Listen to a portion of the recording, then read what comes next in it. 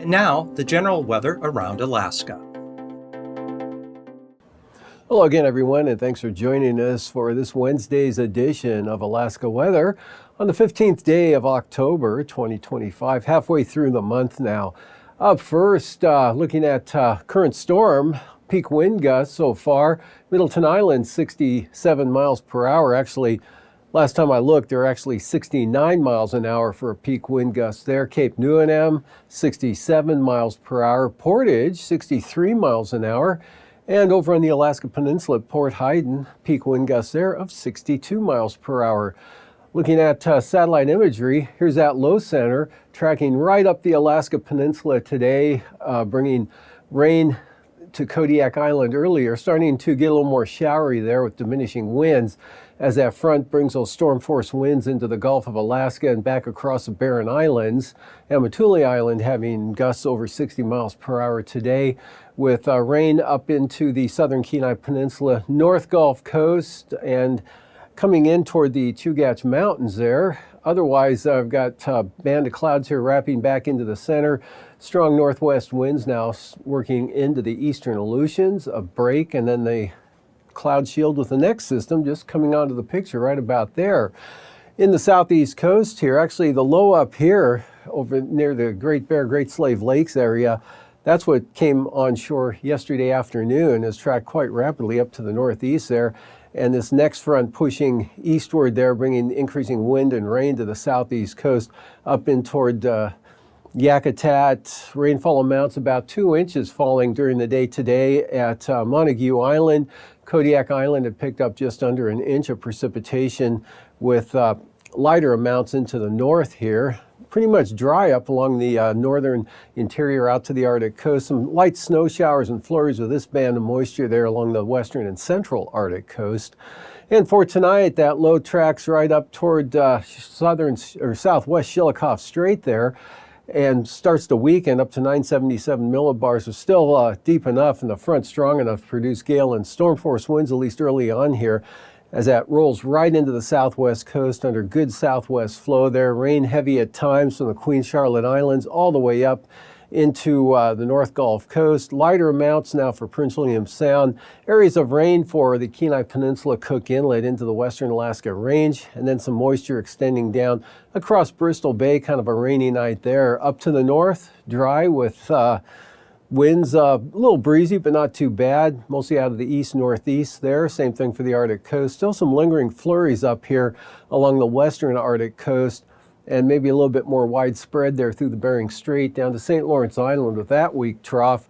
Otherwise, winds coming in behind this low center here with a little bit of ridging out to the west, but not too strong. That should be enough of a gradient here to bring gusts to 50 miles an hour out of the west-northwest in those normally windier areas like King Cove, False Pass, possibly on Alaska, Nikolsky. Light winds, kind of a break there over the central Aleutians ahead of this next system. Starts to track eastward there. Not too strong, much weaker than the previous ones have been. That'll bring areas of rain, though, in across Adak and Atka, extending back toward the western Aleutians. And a series of troughs here, again, tracking south and then southeastward here. The southern one, precipitation in the form of rain, still gusty winds, but starting to diminish now for the Alaska Peninsula as this low pulls into the Gulf of Alaska, just south of Montague Island, and continues to weaken. Rain and snow showers here with this system, with most of the moisture along and off the coast, and then some light snow possible up around St. Lawrence Island. Coming inland, look for some clearing. Light winds for the Seward Peninsula, the same for the Yukon-Kuskokwim Delta area. Scattered showers over the Kuskokwim Valley. And White Mountains could see some light snow shower activity on up toward Eagle there with dry conditions. Pretty light winds for the northern valleys on out to the Arctic coast. And for the southeast coast, front moves in and weakens in western Canada, but southwest flow brings another surge of moisture in, keeping it wet and windy through tomorrow there for all of the Panhandle from Dixon Entrance right up to about Yakutat. Lighter winds, but still wet from the North Gulf Coast, becoming showery over Prince William Sound.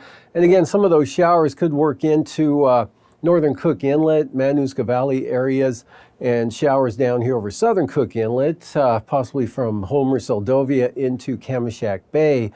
And moving on to the day Friday, this low just seems to vanish, which actually does, but it tracks east-northeastward and comes ashore right around Yakutat early in the afternoon Friday and really weakens, just dissipates. That's this trough right through here over the Yukon there. And yet another surge of moisture continues southwest flow, but the wind's lighter, precipitation lighter as well with that trough here, but staying wet and unsettled, especially or to a lesser extent for the North Gulf Coast, and showers diminishing throughout the day. A couple of weak lows here back to the west and northwest, bringing some light snow showers or areas of light snow.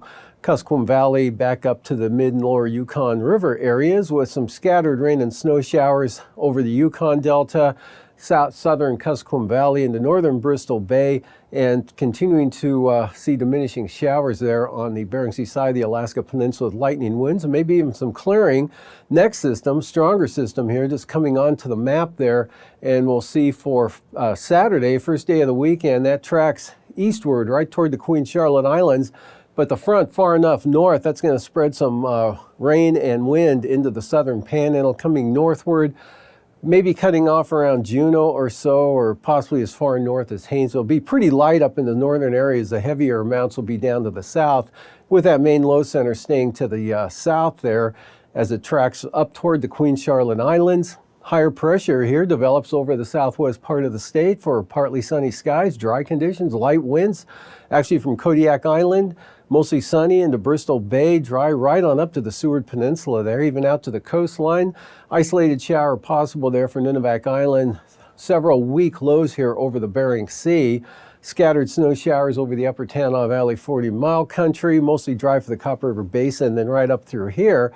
An area of light snow and snow showers there from the Yukon River all the way up across the Noatak Valley into the western Brooks Range, and some flurries or light snow kind of persistent along the Arctic coast as well.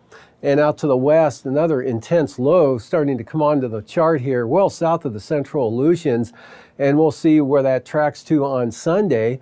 Should track right up by Sunday morning. It should be a pretty strong low here, at least 962 millibars, may even be stronger, just south of the eastern Aleutians there.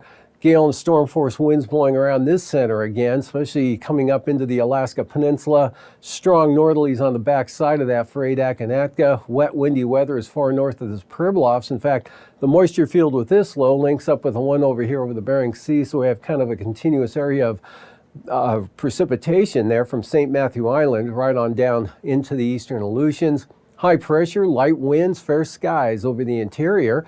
This thing here will kick off some snow showers for the upper Tanana Valley 40-mile country down to the eastern Alaska Range. Another trough up here to the north keeps areas of light snow or snow showers in the forecast for the North Slope and the Arctic coast. Otherwise, for the southeast coast, improving weather. This low center here slides a little to the southeast. In fact, by Sunday evening, that low tracks southeastward off the chart, so leaving the panhandle high and dry for second day of the weekend there, while this strong storm forecast to track east-northeastward to just near Sitkinak Island by Sunday evening at about 966 millibars the way it looks at this point in time. And for the lows tonight, teens and 20s from the Brooks Range of the Arctic coast, the northern valleys here in the 20s, and mostly in the 30s, lower to mid 30s in the central part of the state, and upper 30s to lower 40s to the south. Mid 40s, Kodiak Island, the Alaska Peninsula, and near 40 out here along the southwest coast, with lows in the 40s there. Over the southeast coast, barely dropping below 50 there for Craig Klawak, and then the highs tomorrow well back into the 50s, 55 to 60 for Prince of Wales Island, closer to 50 up to the north, 40s, mid 40s here, south central Alaska, near 50, Middleton Island, Kodiak Island, upper 40s, Bristol Bay, upper 30s to lower to mid 40s in the central interior, pretty mild, and in the upper 20s to near 30 for the Brooks Range out to the Arctic coast. Lows again, about what we'll see on Friday morning is what we'll see tomorrow morning. In other words, not much change from the next couple of nights. Teens in the Brooks Range, 20s for the Arctic coast, upper 20s and lower 30s in the central interior, well above freezing for south central Alaska here, upper 30s to lower 40s for the Kodiak Island area, and about the same in the Panhandle.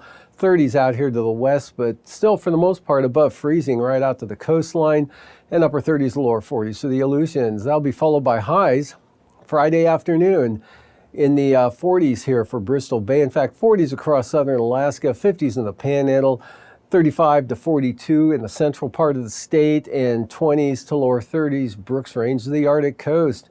Taking a look at the extended forecast averages for temperature, a little below normal now showing up here out in the west from Noatak Valley, western Brooks Range, right on down into Bristol Bay, the Alaska Peninsula, eastern Aleutians, and then staying above normal, but not quite as far above normal here for the eastern part of the state, especially south central Alaska, a little higher than normal there for the extreme northeast, and about normal for the Panhandle. Precipitation-wise, about normal conditions here for the western part of the state, and a little above normal here for the Copper River Basin and south central Alaska, right on down the southeast coast, as well as the eastern central Beaufort Sea coastline.